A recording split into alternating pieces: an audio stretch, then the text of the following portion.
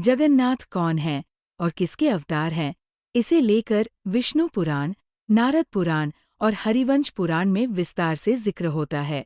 इनमें भगवान विष्णु के कई नामों में से उनका एक नाम जगन्नाथ बताया गया है और जगत पालक के रूप में ही उनकी पूजा होती है। जगन्नाथ मंदिर में भगवान के जिस स्वरूप के दर्शन होते हैं वह द्वापर युग से जुड़ा हुआ है और इसकी कड़ियाँ कृष्ण कथा से जुड़ती है।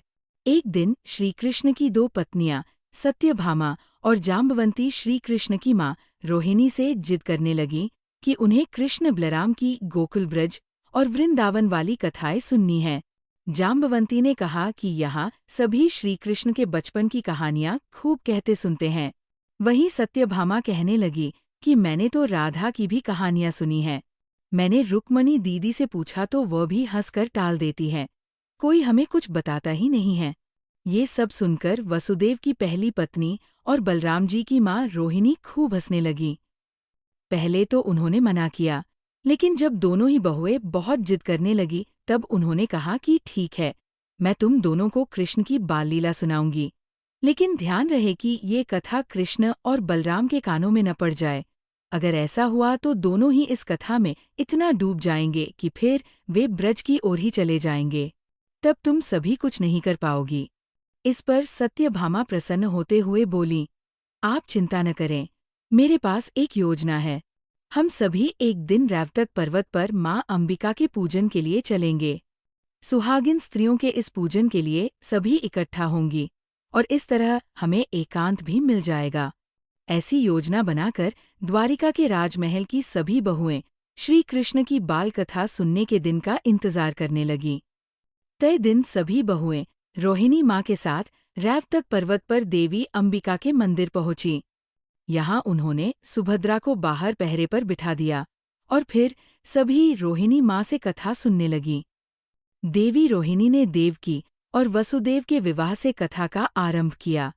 कंस द्वारा आकाशवाणी को सुनना, ऋषि की हत्या, नवदंपति को कारागार में डालना और देवकी के 6 पुत्रों की हत्या की घटना सुनकर सभी भावुक हो गई। माता रोहिणी एक एक कर घटनाक्रम का वर्णन करती जा रही थी। फिर उन्होंने कृष्ण जन्म की कथा सुनाई। कहा कि एक काली रात में कान्हा ने बहन देवकी के गर्भ से जन्म लिया।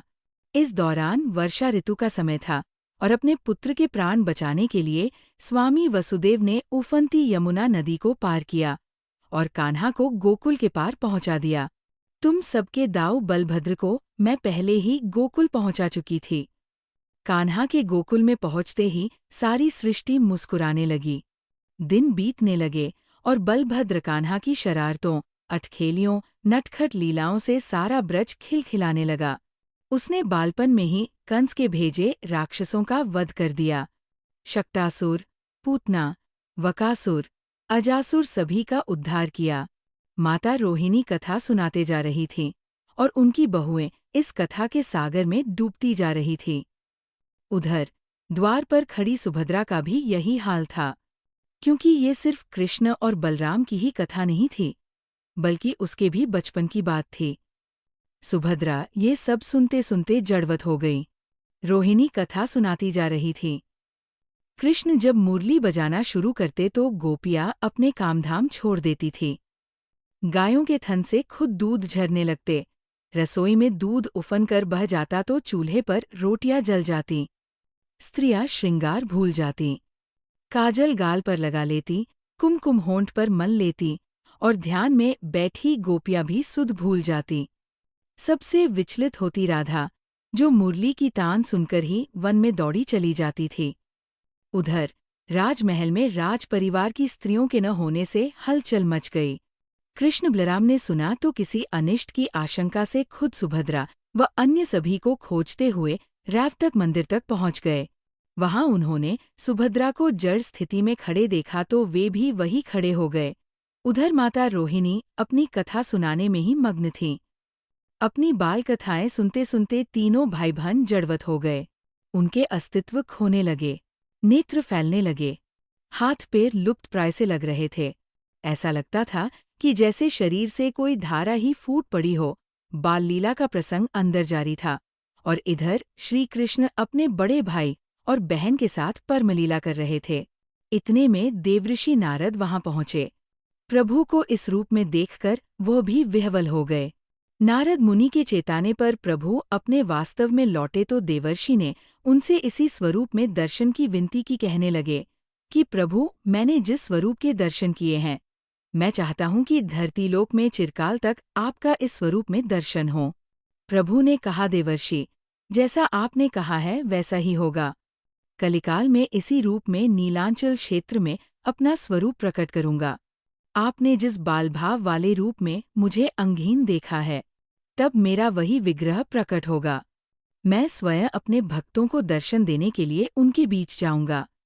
अपने भाई बहन के साथ मेरा ये स्वरूप जगन्नाथ के नाम से जाना जाएगा। श्री कृष्ण के दिव्य वाक्यों के अनुसार कलयुग में उसी दिव्य स्वरूप के विग्रह ने प्रकट होकर जगन्नाथ प्रभु के रूप में भक्तों को दर्शन दिया। रथयात्रा के स्वरूप में भगवान जगन्नाथ अपने भाई बलभद्र व बहन सुभद्रा के साथ भक्तों के बीच आते हैं। उनके हाथ पैर नहीं हैं, केवल आंखें ही आंखें हैं, ताकि वे अपने भक्तों को जी भरकर देख सकें।